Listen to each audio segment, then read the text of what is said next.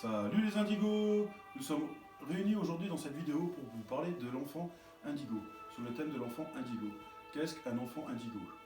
Les premiers indigos sont apparus entre les années 1960 et 1980, une première vague. Une seconde vague est arrivée dans les années 99 et 2004.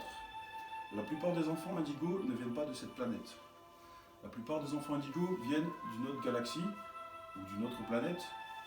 Leur mission de vie est très importante sur notre planète. Ils ont un aura qui sont vraiment vachement développés comparé aux êtres humains de notre planète.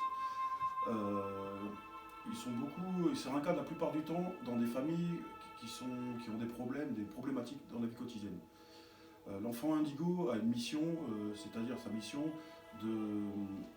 d'apprendre les nouvelles connaissances spirituelles, d'apprendre à éveiller surtout les gens qui ne sont pas conscients de la situation de notre planète et de ce qui les entoure. L'enfant indigo, quand il commence à être né et avoir le bout du nez au premier jour, et ouvre les yeux, en grandissant, il est souvent dans l'hypersensibilité et dans l'émotionnel. Je vais vous raconter ma propre expérience. Quand j'étais petit, à l'âge de 5 ans, j'ai posé énormément de questions à mes parents qui ont été les suivantes. Est-ce que nous allons mourir un jour? Est-ce que nous allons grandir? J'ai posé énormément de questions. J'ai aussi posé la question qui fut très banale pour un adulte, mais difficile à comprendre pour un enfant. Je me suis toujours posé la question si il fallait vieillir. Ça a été aussi une des questions que je me suis posées aussi. À l'âge de 12 ans, il s'est passé quelque chose dans ma vie. Nous avons perdu mon grand-père du côté maternel. Et je rentrais d'une journée de football. Et quand je suis rentré, j'ai vu mon père, ma mère et ma soeur qui étaient en train de pleurer. Et je leur ai posé la question, pourquoi vous pleurez? Qu'est-ce qui s'est passé? En fait, on m'a annoncé que mon grand-père était décédé du côté maternel.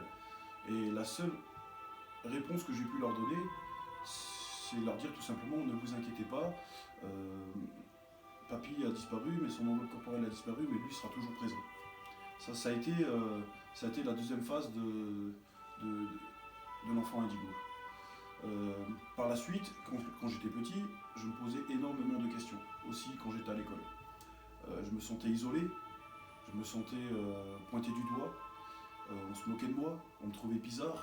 Et pendant toute mon enfance, que ce soit en maternelle ou en primaire, ça m'a toujours suivi. Quand j'ai commencé encore à grandir dans l'adulte, il s'est passé plein de choses. C'est-à-dire que j'ai déménagé il y a maintenant 19 ans que j'ai quitté la région d'où je viens. Et je me suis senti parfois dans des endroits où je ne devais pas être. Alors je me suis toujours posé la question. C'est-à-dire comme si j'avais cette sensation d'être en mission. Donc j'étais là tout simplement pour régler certains problèmes dans un cadre de gens avec qui je vivais au quotidien. Et après ça prenait fin et je devais changer de travail, je devais changer d'endroit où j'habitais et je devais changer de commune. Et je recommençais à chaque fois, c'était répétitif. Il n'y a pas très longtemps, ça veut dire il y a 3 ou 4 ans, je me suis aperçu que j'étais un enfant indigo par rapport à mon vécu et tout ce que j'ai vécu jusqu'à maintenant. Et un matin, je me suis levé et je me suis dit, ça y est, je sais qui je suis, je sais d'où je viens, je suis posé, je suis dans l'équilibre, je suis dans l'éveil spirituel maintenant depuis, je veux dire entre 10 et 15 ans.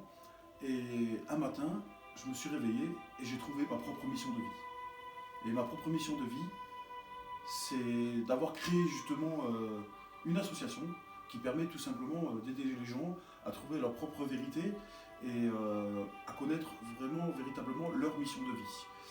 Voilà, aujourd'hui je suis vraiment très épanoui dans ce que je fais. Je suis en pleine conscience, je vis en pleine conscience. Je suis plus dans l'hypersensibilité, mais je suis dans la sensibilité. Je ressens les côtés négatifs et les côtés positifs des gens. Et au quotidien, c'est très difficile, mais avec le temps, en pratiquant la méditation, j'ai réussi à canaliser tout ça. Et j'ai réussi tout simplement à prendre du recul. Tout simplement. L'enfant indigo, est beaucoup dans la créativité. C'est-à-dire, il peut avoir différents métiers, il peut être dessinateur, il peut être chanteur, il peut être peintre, et encore quelques métiers comme thérapeute, comme magnétiseur, comme guide spirituel, comme médium, et j'en passe, et j'en passe, et j'en passe. Beaucoup de travail dans la créativité. L'enfant indigo a des avantages comparés à d'autres humains sur cette planète. Il a l'aura, comme j'avais dit, qui est très développée, qui est là tout simplement pour aider les gens en pleine conscience et pour réaliser de ce qui se passe autour d'eux. C'est leur propre mission de vie. Ce que je voulais dire aussi, j'espère que cette vidéo vous aura apporté certaines réponses. Je pense que vous vivez sûrement ce que moi j'ai vécu dans le passé. Vous posez sûrement énormément de questions. Et n'hésitez pas à contacter Indigo Namasté, car c'est très important. Vous pouvez nous retrouver sur notre page Facebook, tout en tapant tout simplement Indigo Namasté. Vous pouvez aussi retrouver le groupe Indigo Namasté. N'oubliez pas aussi de vous abonner à la chaîne YouTube, où vous retrouvez différentes vidéos et différents thèmes de la vie quotidienne et dans la spiritualité tout simplement. J'aimerais aussi vous remercier de nous suivre depuis 6 mois, et sans vous on n'existerait pas, et ça permet vos encouragements, le fait de nous suivre, ça permet de trouver d'autres manières de transmettre nos messages. Ça permet aussi d'aider les personnes qui seraient peut-être atteintes de la spiritualité, qui ne savent pas comment la pratiquer ou comment évoluer dans leur chemin de vie. N'oubliez pas, vous n'êtes jamais seul, et Indigo Namasté est là pour vous aider. Alors, je vous embrasse très très fort, prenez bien soin de vous, et n'oubliez pas une chose, vous n'êtes jamais seul. Namasté.